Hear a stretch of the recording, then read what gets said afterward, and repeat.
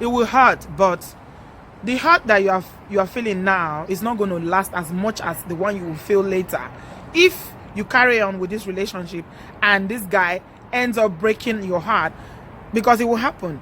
Whether you and then maybe by then you have a child for him, or you've gotten into a serious relationship with him for years. Original bad man, you don't know. It's Vehicles.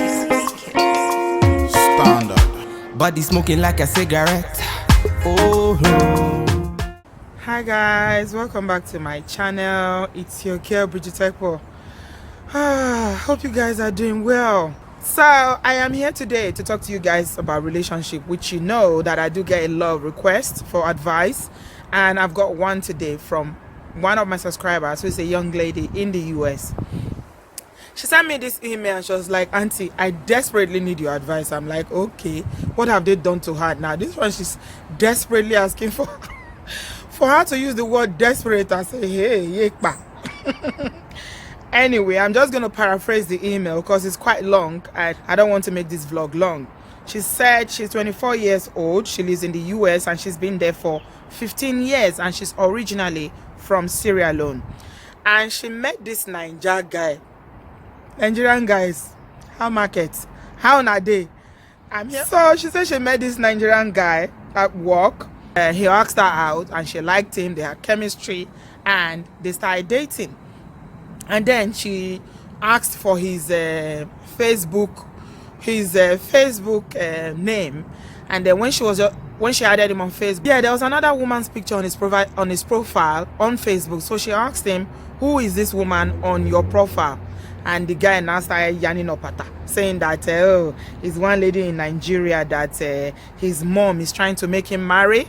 The guy is Yoruba, and but he's only met her once. He's not really interested in her, but he's gonna try and see if he can make the mom, you know, change the mom's mind so he can be with this young lady in the US. And the guy is a Muslim. So she's saying that, you know, Auntie, do I stand any chance with this guy? He's got someone already in Nigeria who he says, you know, they've only met once, but that person obviously is a Muslim like himself. I'm a Christian. I'm not even Nigerian. I don't speak the language. Do I stand a chance? When I got this email, yeah, as usual, I will ask some of my basic questions that I normally ask, you know. So she said she told him straight away that no, she's not going to carry on with the relationship and she doesn't want him anymore. But the guy kept bothering her, sending her messages, calling her lying at work and all that. And she said, you know, she's been trying to avoid him, and but she's hurting inside too because she's falling in love with him and she doesn't know what to do. Say, please, I need your advice, ma'am. So, you know what, usually when I get messages like this or when I get emails like this, I would take a minute to think about it, you know, to play out all the scenarios in my head before I will give an answer or reply. Instantly, I just replied this girl. I said, you took the right decision. Move on. This one is not for you. I'm sorry. I know you like him. You say you are hurting inside, but this one is not for you at all. Because for me, when you start in a relationship and you start on a lie, then the foundation is completely wrong already. So you met this young lady and you told her that you are interested in her. You go into a relation. You never told her about having somebody in Nigeria. Why does she need to go to your Facebook to find out that there's somebody who your parents are arranging for you? You know, whether they are arranging or whether it's the parents that are arranging the person or it's you that is arranging the person. We don't know. This is what you have told her, that it's your mom that wants you to marry her. If it's me, the fact that you didn't even tell me about that, that is the end. I will just, because that's a lie. It's a very big red flag for me. I will just, that's it. So what it means is that for all those years that you are with him, you would have denied yourself the opportunity to date other people because you are with somebody. But he has somebody back home.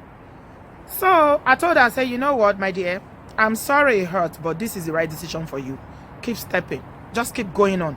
Do not look back, because I don't agree of having one wife here and one wife in the diaspora and one wife in Africa. I never ever, I don't subscribe to it. I know a lot of African men try it. Some actually do it. I've heard that some of them do it successfully. I don't know. So this issue of having one wife here and one wife there is what I'm discussing today. I mean, for me, I feel like a man, if you call yourself a man and you feel like you want to get married, you're matured enough to get married, and you cannot make that decision. The decision about who you want to spend the rest of your life with is the singular most important decision you will ever make in your life. And if a man, you claim to be a man and you are not matured enough to be able to make that choice, is your mama that is choosing for you, then I'm sorry. I have questions about that. That means you are not matured enough to know what is good for you. Because at the end of the day, is it your mom that is going to live with you? It's not your mom that is going to live with you. I know what African parents do. They will choose based on family connections and, you know, people they know. Like they will go to a family friend who they've known for years. Maybe they attend the same asalatu in this case, because this person is a Muslim, and or they live in the same adubo, or they know each other from way back, or whatever, they are friends or business partner, whatever. Then they will arrange marriages.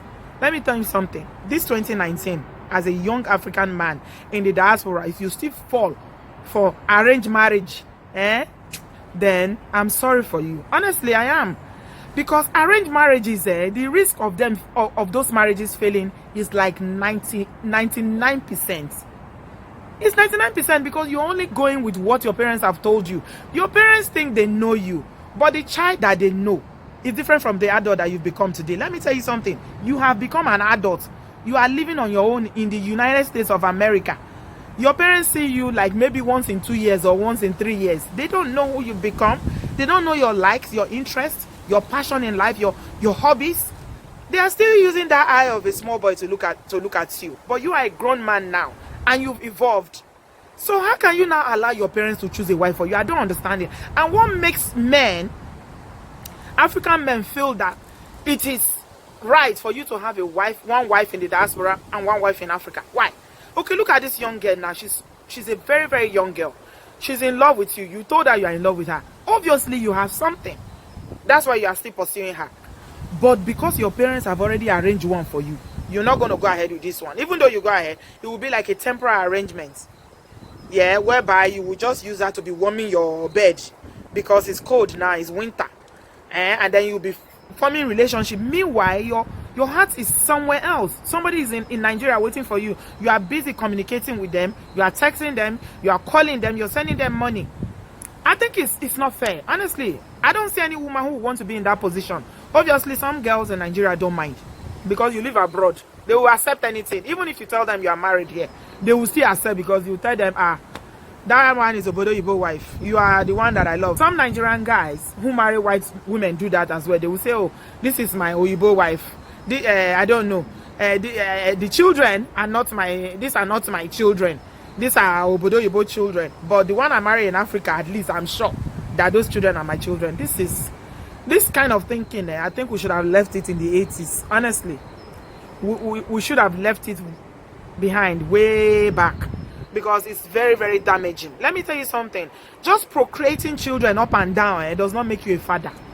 Because you are able to pregnate women all over the place and have children randomly does not make you a father. A father is a man who is responsible to be involved in a child's life, the child's upbringing, their day-to-day life, even if they are not able to do so for a short period of time because of circumstances, or long distance, issues. The father must be involved. If you are not involved, you are just a sperm donor. You are a sperm donor. Okay, look at this now. Some of you men will go to Nigeria and go and marry and keep the woman there, or you go to any African country. I use Nigeria because that's where I'm from. So all my examples are always Nigeria. Nigeria is not only Nigeria. These things happen across Africa. We've heard stories of men that will come from the US or Europe to go and marry in Africa. You will leave the wife there. You have your European wife here or another family here. Then that woman will live in Africa. You build a house for her. She'll be living there. She'll be having children for you. Let me put that in quotes. A typical example happened. Somebody told me that this man for years, he built a house, put the Naija wife there. The woman was having children for him. And they've been in this marriage for like going 20 years. He didn't take her to the US. She didn't ask to come. She was happy, devoted Naija wife, just settled in Naija, doing her own thing. When the time came for the children to go to college, they said, okay, it's better for them to come to college in the US. So they said, okay, let them go and apply for visa. When you want to do a visa for your children, US Embassy in Africa will ask you to go and do a DNA test to prove that biologically you are the parent of this child. Now they can't go do DNA. Long story short, all the 3 children not be the man born them. Yes, you heard it. You heard it. He was not the father. You know how Maury will say, you are the father. You are not the father. I'm sorry I'm laughing, but I mean, I find this thing so ridiculous. I don't know how men, how you guys, why do you behave like this? The children were not, they were not his. He's not the father. What do you expect now? You will leave a woman in Nigeria. This is not because you can't bring her. I'm not talking about in those cases whereby they have issues that, you know, they cannot live together because of maybe they refuse to give them documents to travel or visa problems or things. This is deliberately creating one family in the US or in Europe and deliberately creating another family in Africa. How do you think those women will cope? 365 days they will see you. Maybe you go to Nigeria and spend one month. The remaining months, 11 months, they are supposed to just hold themselves like this and be waiting for you. And you actually think that they are going to be faithful? You think they'll be faithful? Aye. Now, wow. I tire for now. Meanwhile, you have your own second wife there that you are using to enjoy yourself. Then you think the woman will be faithful. I'm not saying there are no exceptions, so don't quote me. There are some that are exceptions, but if I were you, I don't want to take that risk. Honestly, I will not. So, after the young lady to move on, this relationship is not for her. The guy has decided to defer to the mom to choose a wife for him. Fine. People can make decisions about their life. They have capacity. They are adults. But you young girl, do not be a victim by falling into that trap of being an American wife or a UK wife or a European wife while there's another family back home. What I mean, they are not even married yet. What's the guarantee that is going to marry you? The next thing now, you will get pregnant. As you Americans say it, I fell pregnant. I beg. I've never heard that English before. It was on a divorce course that I heard that English. When somebody would say, I fell pregnant. How did you fall? Is it with your back or with your front that you fell pregnant? If you fall pregnant now, then you become a baby mama. This is how this baby mama thing starts. You become a baby mama, then the man will be dilly-dallying because he already knows he has a wife in Nigeria. So you don't want to put yourself in that situation, my young lady. I've already told you via email that you should keep stepping. And I'm just sharing this because I want to highlight these issues of men having multiple families, you know, abroad and back home. It is not right. No woman will want to be in a position to be, you know, wife number 2. Or no woman will want to be in the diaspora and be wife number 1, whereby there is another wife number 2. In most cases, some of them might not be aware of this, you know, arrangement. It's the man that knows. That's why in some Nigerian cultures, they will tell you that it's the day that the man dies that you know the number of children that he has or the number of wives that he has. Because we've seen some cases whereby the man would die. That's when you now begin to see children you've never heard of before. They will not say, you see grown-up children. They will say, it's the man's child. Where was the child all this while? The wife does not know that that child exists. So, what happens when you travel home with him? What are you going to be? You're going to be the foreign wife, you the trophy wife, or what are you going to... I don't understand how this arrangement works. For me personally though, because I always put myself in situations like that to imagine how I would feel if it happens to me. If it happens to me, I mean, I'm not going to be happy being put in a situation like that. I will not put myself in that position. And if you're out there, you are dating a man, or you are involved with a man and you find out that he's already got someone, or the family is arranging someone for him, you better run, because most of those mama's boys will not be able to say no. They will always fall for that parent's trap. By the grace of God, I'm praying God to help me. I won't choose a wife for my sons, because at the end of the day, it's not me that will go and live with them. If I go and choose based on my own preference, what if it doesn't work if my sons, it doesn't work with my sons? At least if they choose by themselves, even if it doesn't work, God forbid it doesn't work, yeah, at least they will know that they are the ones that made that decision. It's not pressure from mother or father. So everybody, and if once you're an adult, you have the right to make your own decision, and I don't think anybody should decide for anybody. Nobody should choose for anybody. Choose by yourself. That's the way I see it. You might agree, you might disagree, but that's my opinion. Anyway, I'm gonna leave it here. Leave me a comment down below. What do you feel about this idea of parents back home in Africa choosing wives for their sons who live abroad? And what do you feel about even the men themselves agreeing to arrangement like that and possibly having double relationships or double marriages and, you know, double families because of that? At the end of the day, you become polygamous family. Not because you planned it, but because your parents have misled you, or you two, you were not man enough to stand up to your parents and say, no, mom, I'm not going to do that. Let me choose my own. I want to marry here. Even if I want to marry from back home, I will be the one that will choose, not the one you've arranged and kept for me as a yawo. No, that's not the way I'm going to go. What do you guys feel about it? Leave me a comment down below. It's very windy now. Gotta run. And I'll talk to you guys in my next one. I love you. Thanks for watching. Bye-bye. You have to turn them down. Anywhere we go, see them be hating now. She carry you, her body amazing.